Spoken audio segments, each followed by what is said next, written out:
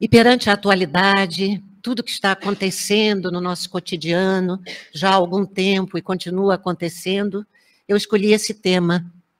E eu trouxe aqui, até mostrei para a companheira Silene, né, que eu fiz esse estudo, claro que com outras coisas selecionadas, mas muito similares, porque o título era o mesmo, Falsos Profetas, porém era da erraticidade. Só se referia aos da erraticidade. E isso foi feito aqui no dia 28 de março de 2003, há pouco mais de 20 anos, né?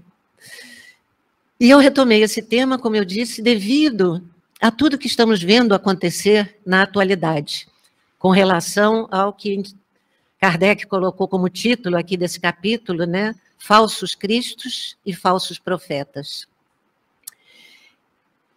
E como introdução, em 2003, eu peguei uma citação de Allan Kardec, do livro O que é o Espiritismo.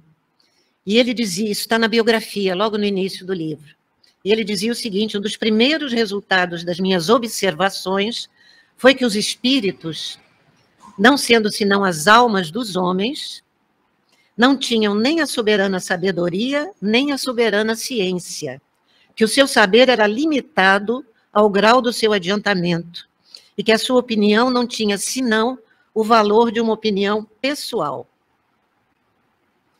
Veja, isso ele escreveu lá em 1859, que foi quando foi editado o livro que é o Espiritismo. E hoje é o que a gente ainda precisa pensar, refletir a respeito. Todos nós somos espíritos, tanto os desencarnados quanto nós aqui. Simplesmente estamos com a roupagem física, mais grosseira do que a roupagem perispirítica, ou seja, né, nosso corpo espiritual, que Kardec chamou de perispírito, como nós sabemos, não é? Porém, cada um de nós, seja quem formos, eu vou usar isso aqui, seja quem formos, cada um de nós, temos apenas aquele conhecimento que adquirimos no decorrer da nossa caminhada, tanto na nossa caminhada terrena, quanto na nossa caminhada na erraticidade, ou seja, no mundo espiritual. Porque também lá teremos oportunidade, já tivemos e teremos ainda, certamente, oportunidade de estudar, de aprender alguma coisa a mais, de sermos esclarecidos em alguma coisa a mais. Agora, sempre, sempre, sobretudo no nosso retorno aqui no corpo físico, na carne, que embota um pouco a nossa percepção espiritual, né? Tanto que a gente renasce o quê? Com o esquecimento do passado, né? A gente volta para aqui sem se lembrar de tudo que a gente já viveu, com raras exceções, há aqueles que conseguem se lembrar, e às vezes a gente consegue lembrar alguma coisa no quê? Durante o sono, né? Quando o nosso espírito se liberta do corpo físico.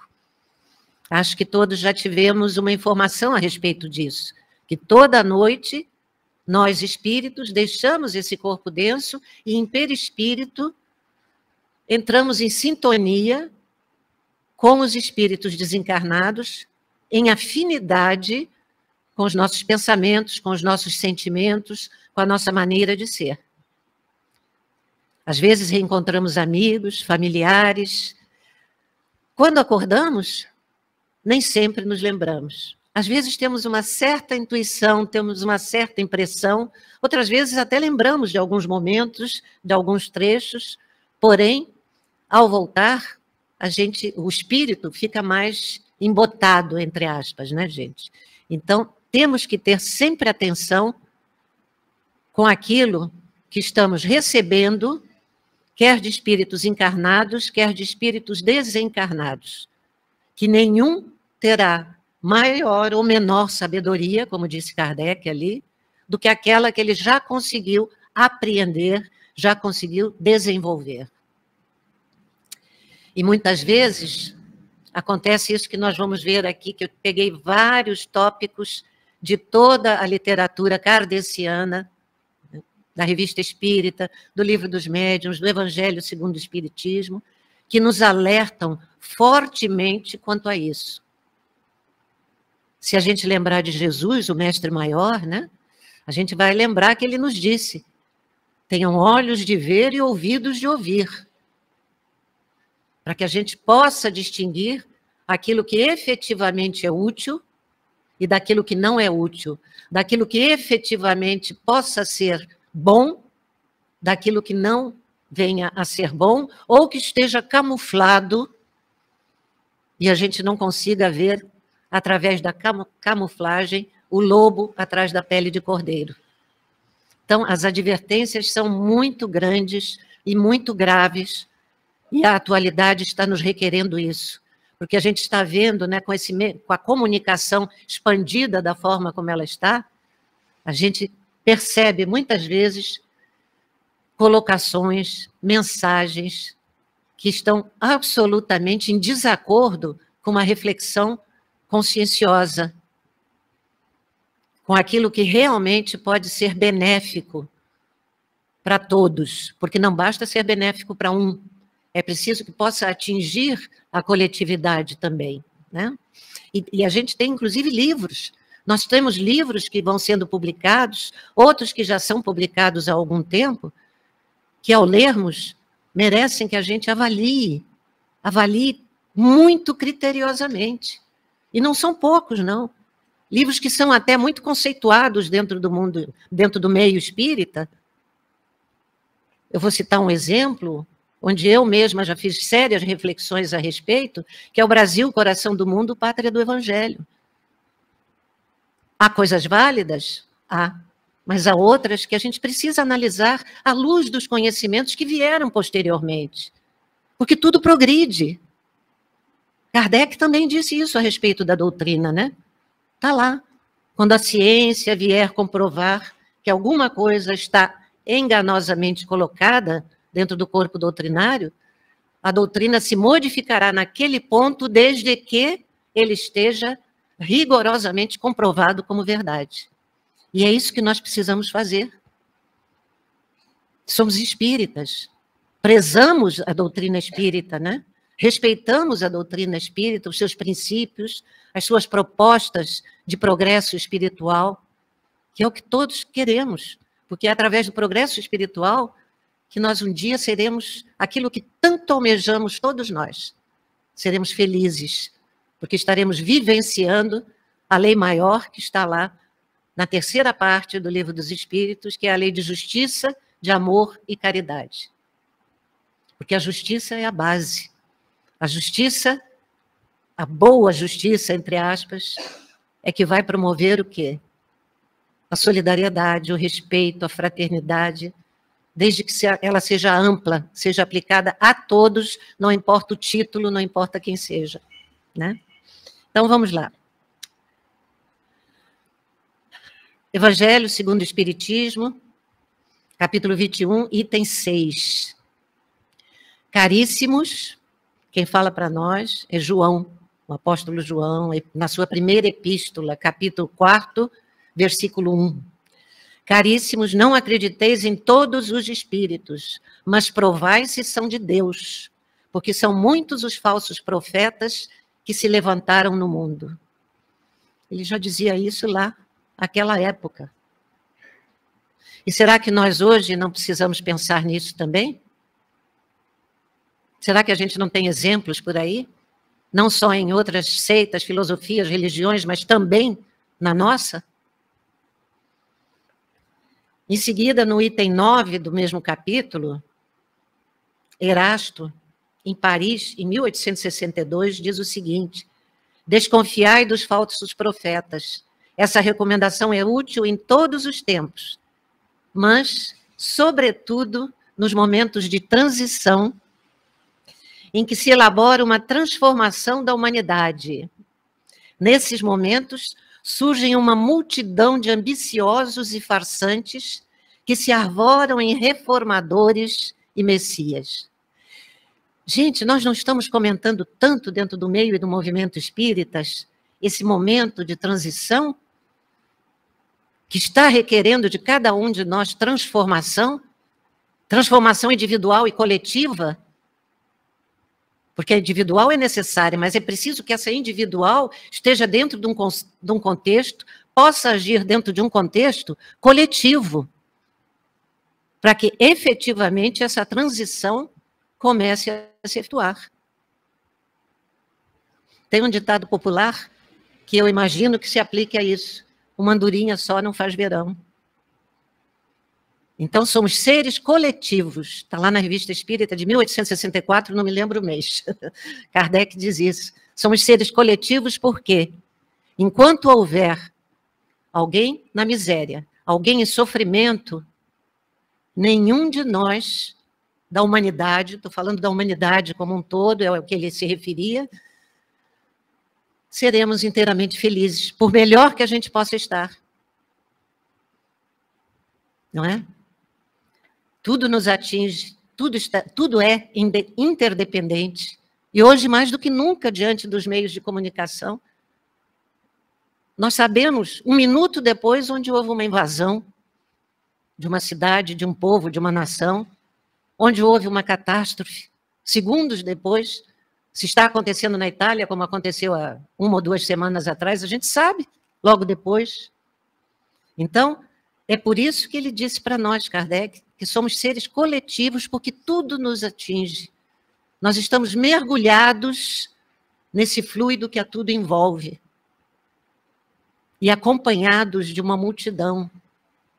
Vivemos numa nuvem, não foi isso que disse Paulo de Tarso? Uma nuvem de espíritos, no caso, né? Sejam quem forem. Claro que estarão muito próximos de nós aqueles que nós atraímos, como dissemos há pouco, com a nossa maneira de ser. Ser, pensar, sentir. Porque a gente fala muito no pensamento.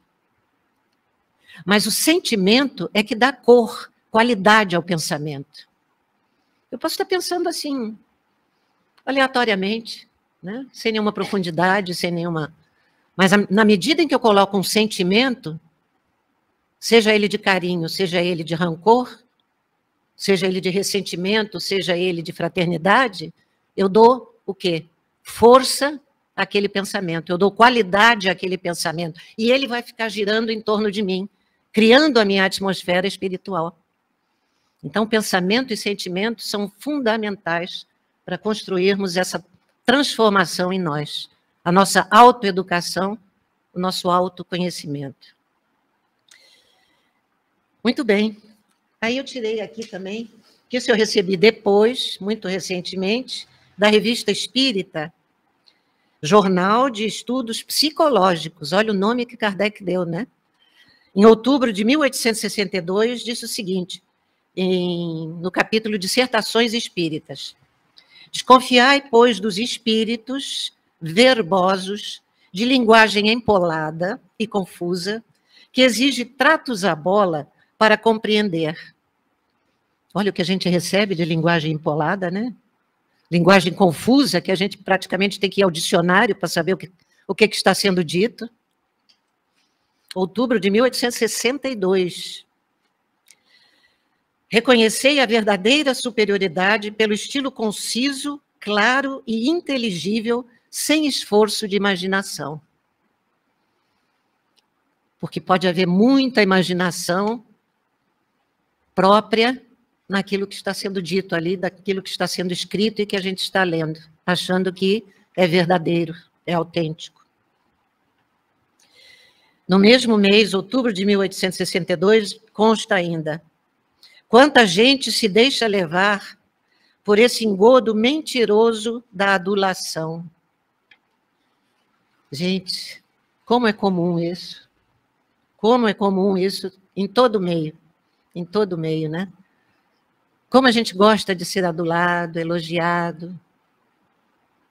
Como isso faz bem ao nosso ego. Tem um livro de Joana de Ângeles, eu fiz a palestra sábado passado, por isso que eu estou lembrando bem. O livro parece que se chama Atitudes Renovadas, é isso. E o capítulo, é o capítulo 20, chama-se Ditadura do Ego. E é essa coisa em nós, chamada ego, ou seja, aquilo que dá origem à nossa uma atitude egocêntrica, egoísta, orgulhosa, enfim, né? É que nos faz gostar tanto de adulação, de elogios, de uma série de coisas que muitas vezes não cabem naquele momento e naquela situação. Em geral, até não cabem nunca, né? É preciso muito cuidado com isso. Escuta com satisfação o velhaco que elogia as suas fraquezas. Porque pode haver o elogio sincero, né? Pode haver aquele,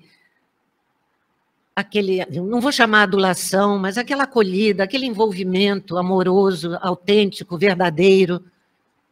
Porém, é preciso saber como ele nos chega e de quem ele nos chega. Ele aqui colocou uma palavra forte, né? Escuta com atenção, com satisfação, nosso ego, né? O velhaco que elogia as suas fraquezas.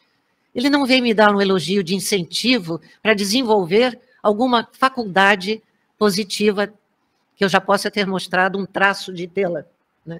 Não, ele vem elogiar as minhas fraquezas, por quê?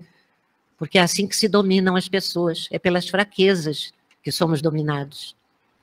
Enquanto repele, o amigo sincero que lhe diz a verdade e lhe dá bons conselhos. Está lá, Allan Kardec, entre tudo, mais isso para nós, nos advertindo, continuando a nos advertir para raciocinarmos, usarmos a razão e o bom senso e a lógica de que já somos senhores, né? Ainda falta muito para a gente desenvolver? Falta. Mas já somos, já fizemos conquistas. Ou não estaríamos aqui num sábado, a essa hora, né? Tentando aprender um pouquinho mais. Na introdução do Livro dos Espíritos, eu tenho que passar. Isso aí já passei. Na introdução do livro não, do Livro dos Espíritos, não, me perdoem, do Evangelho segundo o Espiritismo, é um item 2 que fala da autoridade da doutrina espírita. E lá está Kardec de novo. O primeiro controle é sem contradito da razão, à qual é necessário submeter, sem exceção, tudo o que vem dos espíritos. Toda teoria em contradição manifesta com o bom senso, com uma lógica rigorosa, com os dados positivos que possuímos, por mais respeitável seja o nome que a assine, deve ser rejeitado. E eu botei em negrito porque está em negrito lá no Evangelho segundo o Espiritismo. Porque a gente, muitas vezes, se deixa iludir por certos nomes venerandos do meio do movimento espírita. Não é? Muitas vezes, a gente sequer avalia se aquele teor corresponde àquele nome que nós conhecemos como sendo uma pessoa séria, uma pessoa honesta, uma pessoa generosa. Será que tudo que nos tem chegado com uma assinatura de Bezerra? Ou a gente só olha o nome e não avalia o conteúdo? Tudo de Emmanuel, tudo de A, B, C ou D, que seja tão conhecido no meio espírita, a gente tem o cuidado de analisar sob a lógica rigorosa, o bom senso e a razão, o conteúdo daquilo? Sou eu que estou falando, não, está ali, ó. Está no Evangelho segundo o Espiritismo, que é o livro mais lido da codificação. Deve ser a única garantia segura do ensino dos espíritos está na concordância das revelações feitas espontaneamente através de um grande número de médiuns. Nós temos aí circulando uma série até de livros, de mensagens, recebidas só de um espírito e só de um médium. É isso que nos recomenda a doutrina espírita? O ensino dos espíritos está na concordância das revelações feitas espontaneamente através de um grande número de médiuns, estranhos uns aos outros, em diversos lugares diferentes. Agora vamos trazer isso para a atualidade. Isso aqui foi em 1864, né? A data da edição do Evangelho segundo o Espiritismo, pelo menos. Será que com os meios de difusão, divulgação, de comunicação que temos hoje, ainda dá para usar esse critério? Difícil, né? Difícil, porque dentro da rede de comunicações em geral, na internet, na mesma hora, vários podem se comunicar entre si. Cada vez mais a responsabilidade da avaliação da aceitação ou não está em nossas mãos. No uso da nossa inteligência, da nossa compreensão, que já conquistamos.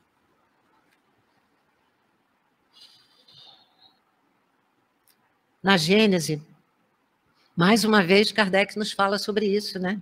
Tal é o caráter essencial da doutrina, a própria condição da sua existência, do que resulta que todo princípio que não recebeu a consagração do assentimento da generalidade não pode ser considerado parte integrante desta doutrina, mas simples opinião isolada, da qual o Espiritismo não pode assumir a responsabilidade.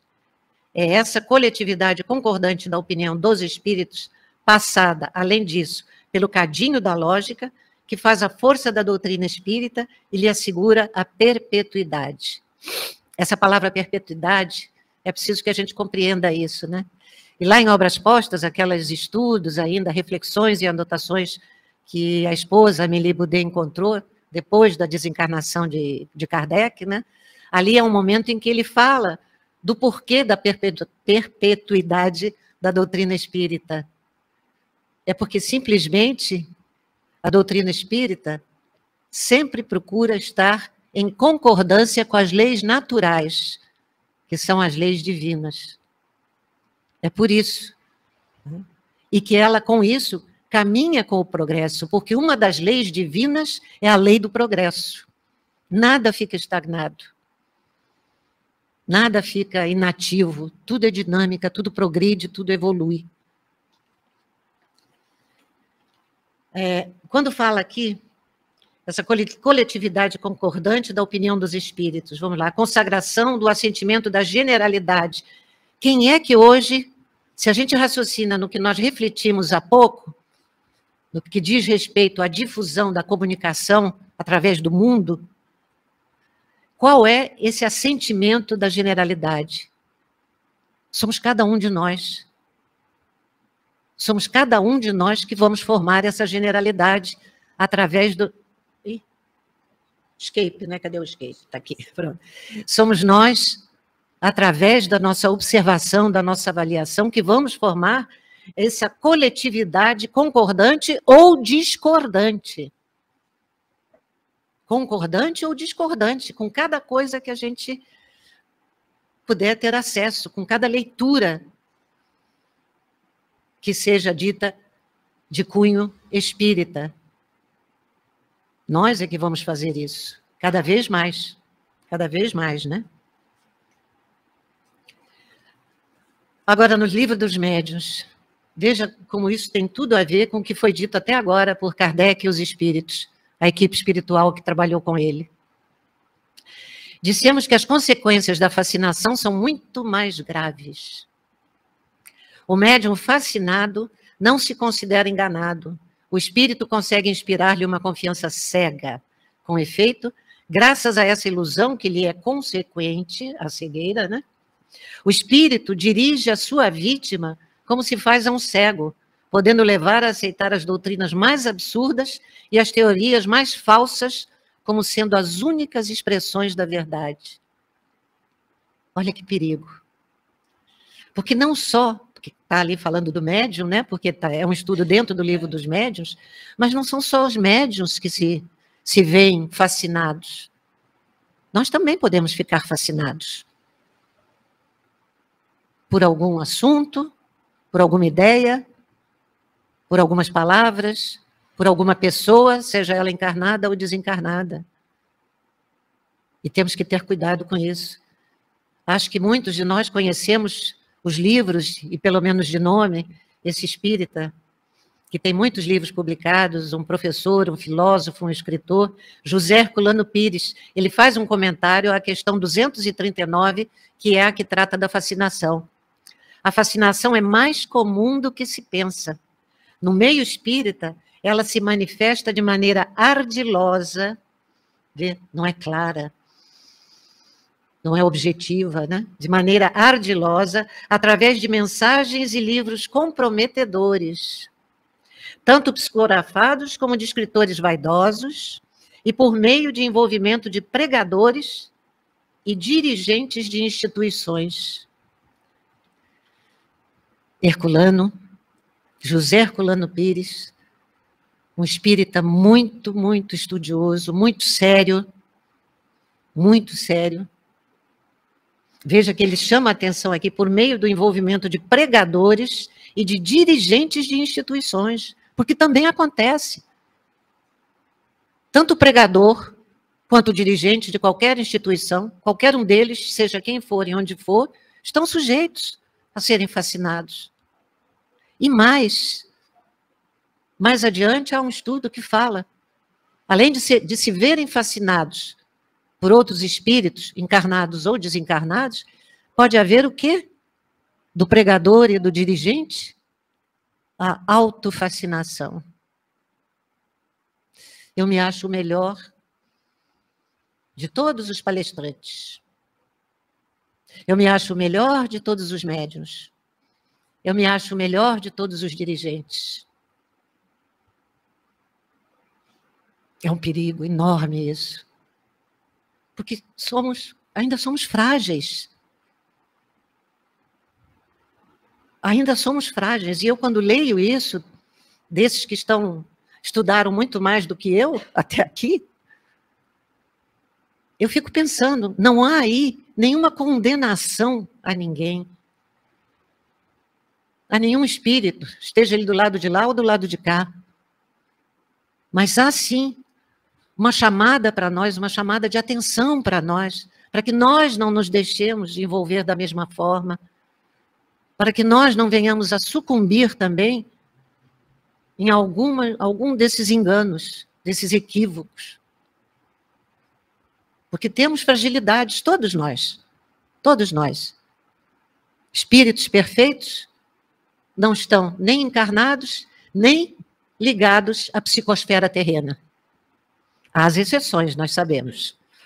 Algumas exceções, porém são as exceções, né? Todos estamos caminhando. Uns estão um pouco mais à frente, outros um pouco menos, mas todos ainda estamos caminhando. E isso é muito bom, porque a gente não pode parar. Falamos nisso há pouco, né, Arlete? Ainda que com os joelhos desconjuntados, vamos seguindo em frente. Recomendação de Paulo de Tarso. Ainda no livro dos médiuns, as mistificações. Haverá um meio de evitá-las para o médium, né? Essa é a pergunta. É claro, sim, é claro. Há para isso um meio muito simples, que é o de não pedir ao Espiritismo nada mais do que ele pode dar. Seu objetivo é o aperfeiçoamento moral da humanidade. Desde que não vos afasteis disso, jamais sereis mistificados, pois não há duas maneiras de se compreender a verdadeira moral, mas somente aquela que todo homem de bom senso pode admitir. De onde se conclui? Pegaram pesado aí com a gente, porque eles não têm meias palavras, eles não têm meias verdades, meias palavras, né?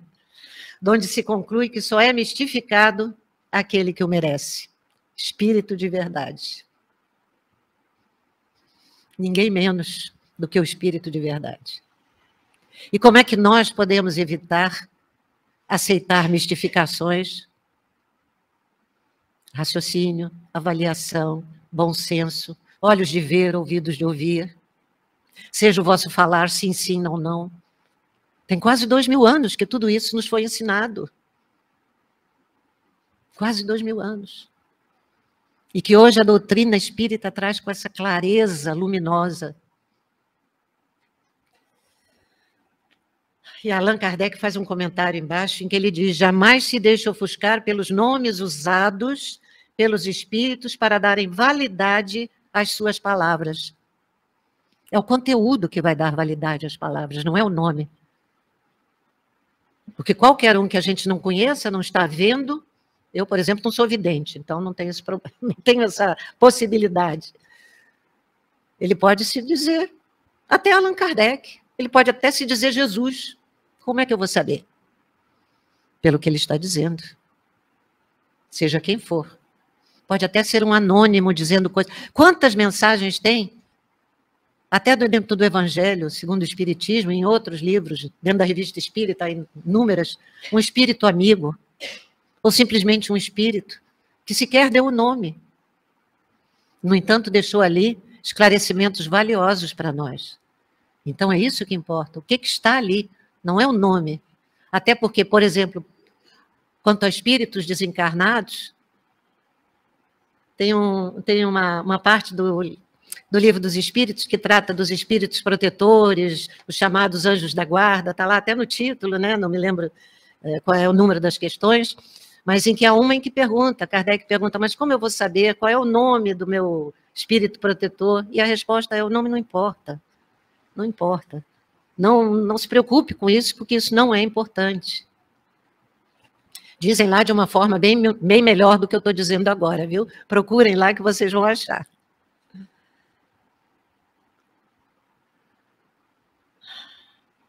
Também ainda Livro dos Médiuns, segunda parte, a 266, Identidade dos Espíritos. Por mais legítima confiança que vos inspirem, os espíritos dirigentes dos vossos trabalhos, há uma recomendação que nunca seria demais repetir e que deveis ter sempre em mente ao vos entregar aos estudos. A de pesar e analisar, submetendo ao mais rigoroso controle da razão, todas as comunicações que receberdes. A de não negligenciar, desde que algo vos pareça suspeito. Desde que algo vos pareça suspeito, duvidoso ou obscuro. Lembra que falou nas palavras empoladas, pouco claras, né? Desde que algo vos pareça suspeito, duvidoso ou obscuro. Não negligenciar de pedir as explicações necessárias para formar a vossa opinião.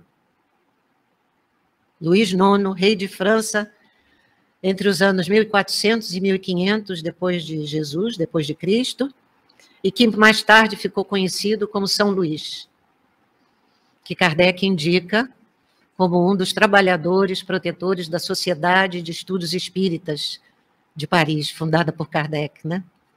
Então, veja, não negligenciar de pedir as explicações necessárias para formar a vossa opinião. O que está dito aqui?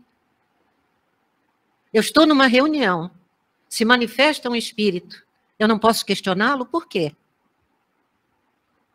Tem um capítulo inteiro dentro do Livro dos Médiuns que faz um estudo detalhado sobre evocação. No caso, eu não estou nem falando da evocação, está falando aqui de que uma recomendação, né, submetendo mais legítima confiança, uma recomendação que nunca seria demais repetir e que deveis ter sempre em mente ao vos entregar de pesar e analisar, submetendo ao mais rigoroso controle da razão, todas as comunicações que receberdes.